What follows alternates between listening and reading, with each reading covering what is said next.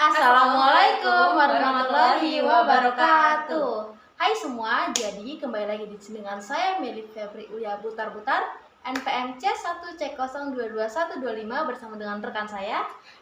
Saya Putranya Baru Pahdosi dengan NPM C1C022132. Baik, di sini kita akan melakukan sebuah podcast yaitu tentang sebuah kasus, di mana di sini ada satu kasus yang terjadi pada bulan Juni, tepatnya pada tanggal 6 Juni 2023, tentang diduga manipulasi laporan keuangan akuntan publik Waskita bermasalah. Jadi, emiten konstruksi BUMN PT Waskita Karya diduga melakukan manipulasi laporan keuangan. Kepala Eksekutif Pengawasan Pasar Modal, Keuangan Derivatif, dan Bursa Karbon OJK Inarno Djajadi mengatakan saat ini regulator tengah melakukan penelaahan lebih lanjut mengenai temuan tersebut. Baik, kita masuk aja langsung ke pertanyaan kepada narasumber kita, yaitu Saudari Putri. Yang saya ingin bertanya di sini adalah, apakah benar PT Waskita ini kabarnya ini ada manipulasi terhadap laporan keuangan? Jadi sebenarnya yang terjadi itu ialah banyak laporan keuangan itu disusun bukan oleh akuntan profesional. Mereka tidak mengerti dan memahami perlakuan, pengukuran, bahkan penyajian laporan keuangan. Apalagi dinamika standar akuntansi yang kita ketahui, standar akuntansi keuangan yang menjadi acuan dalam penyusunan laporan keuangan juga itu sangatlah dinamis. Sehingga orang-orang yang terlibat dalam proses penyusunan haruslah orang yang memiliki sertifikasi, profesi, dan bernaung di asosiasi profesi yang akan selalu dijaga kompetensinya. Melalui kegiatan pendidik profesional berkelanjutan dan mematuhi kode etik yang standar akuntansi profesi. Oh gitu, jadi kabarnya ini belum ada lah ya kepastian bahwa ini benar benar gak sih kalau perusahaan itu melakukan manipulasi atau tidak? Benar, karena berita ini juga kan masih dalam tahap pengkajian. Baik. Kalau menurut Saudari Putri sendiri nih, gimana sih caranya supaya kita ini mengantisipasi nggak ada terjadinya manipulasi laporan keuangan? Boleh lah ya dibagi-bagi tipsnya gitu. Mungkin saya akan memberitahu tips yang secara umum saja. Jadi 10 tips untuk menghindari fraud dalam laporan keuangan bisnis, yaitu yang pertama, menggunakan software yang akuntabel.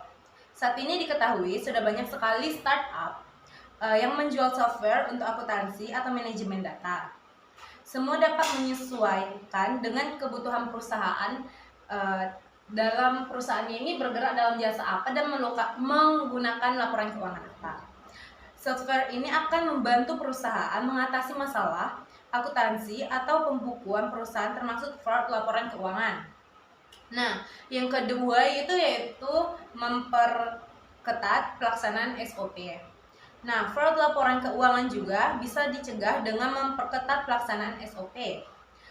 Masih sering didapati jika SOP dianggap hanya sebatas aturan teoritis sehingga diabaikan. Bisa karena tenggat waktu yang diberikan untuk menyelesaikan tugas terlalu singkat sehingga membuat SOP dilakukan tidak sesuai dengan prosedur. Dan yang ketiga yaitu melakukan proses rekrutmen karyawan secara cermat. Karena seperti yang sudah saya beritahukan tadi, bahwasanya dinamika standar akuntansi ini itu harus dilakukan oleh orang yang berprofesional, yang benar-benar mengetahui bagaimana perlakuan, pengukuran, dan penyajian dalam sistem akuntansi agar tidak terjadinya sebuah fraud di laporan keuangan. Itu sebabnya kita harus melakukan proses rekrutmen karyawan secara cermat, karena juga karyawan merupakan investasi terbesar bagi perusahaan. Oleh karena itu, saat proses perekrutan, usahakan untuk memilih dengan sangat cermat. Pilih yang paling mendekati kualifikasi terbaik supaya mendapatkan calon karyawan yang bermutu terutama karyawan bagian keuangan, karena nantinya mereka lah yang bertugas membuat laporan keuangan. Iya. Nah, yang keempat itu menyediakan sistem pengendalian internal. Perusahaan juga harus menyediakan sistem pengendalian internal yang jelas, dimulai dari penetapan tugas dan otoritas masing-masing karyawan. Ini berguna supaya tidak ada kesalahpahaman dalam menjalankan tugas dan mengurangi penyalahgunaan otoritas. Nah, yang kelima yaitu menjalankan proses komunikasi akuntansi yang baik. Tindakan kecurangan atau fraud laporan keuangan tidak akan terjadi jika terjadinya komunikasi akuntansi yang baik. Fraud laporan keuangan terjadi kebanyakan karena kurangnya transparansinya keuangan yang dilakukan oleh pihak-pihak yang tidak bertanggung jawab. Jika komunikasi terjalin dengan baik, maka pencatatan laporan keuangan akan sulit untuk dicurangi. Nah, yang keenam yaitu memiliki standar prosedur pengendali internal.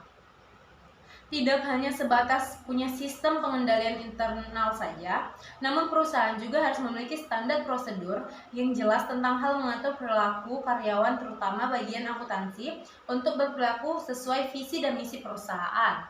Nah, yang ketujuh yaitu melakukan pengawasan terhadap kinerja semua karyawan. Apabila standar pengendalian internal sudah dijalankan dengan baik, perusahaan pun perlu melakukan tindakan pengawasan kepada karyawan. Dalam hal ini, karyawan yang paling berhubungan dengan aktivitas pelaporan keuangan. Langkah pengawasan ini berguna untuk memastikan tingkat integritas penyusunan laporan keuangan. Pengawasan ini tidak bisa dilakukan oleh satu orang saja. Nah, selanjutnya yang ke-8 yaitu mengadakan audit secara proaktif. Semua lini bisnis, tidak hanya skala kecil dan besar, semua berpotensi untuk mengalami tindakan kecurangan terutama dalam hal pelaporan keuangan. Maka dari itu, audit sangat penting untuk dilakukan. Paling tidak, jadwalkan audit minimal 1 hingga 2 bulan sekali. Ini akan membuat karyawan bekerja lebih jujur, berhati-hati, dan lebih optimal. Nah, yang ke-9 yaitu memberi saluran komunikasi khusus pelaporan tindakan kecurangan. Banyak sekali kejadian di mana ada pihak yang mengetahui ada kecurangan namun merasa takut untuk melaporkannya. Bisa karena diancam atau tidak tahu harus melaporkan pada siapa.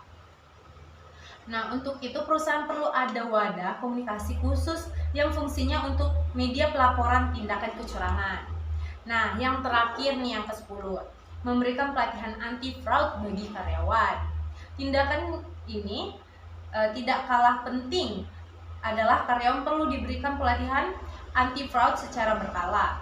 Tidak hanya untuk karyawan baru, melainkan karyawan lama pun perlu mengikuti training ini. Karena dengan begitu mereka akan lebih paham tentang fraud di perusahaan, terkait apa sanksi yang diberikan pada mereka apabila ketahuan melakukannya. Mungkin sekian yang dapat saya berikan. Oh, jadi banyak banget itu guys tips-tipsnya dari Saudari Putri untuk supaya enggak terjadi nih manipulasi laporan keuangan di sebuah perusahaan. Jadi semoga aja kedepannya perusahaan-perusahaan juga enggak lagi melakukan manipulasi atau korupsi-korupsi gitulah. Karena itu kan juga hal nggak baik gitu loh. Dan untuk seorang calon akuntan, semoga bisa menjadi seorang akuntan yang jujur dan juga bertanggung jawab. Jadi mungkin itu saja sekian dari hasil podcast kami. Kurang lebihnya mohon maaf. Sekian dari kami, terima kasih. Wassalamualaikum warahmatullahi wabarakatuh. Bye bye.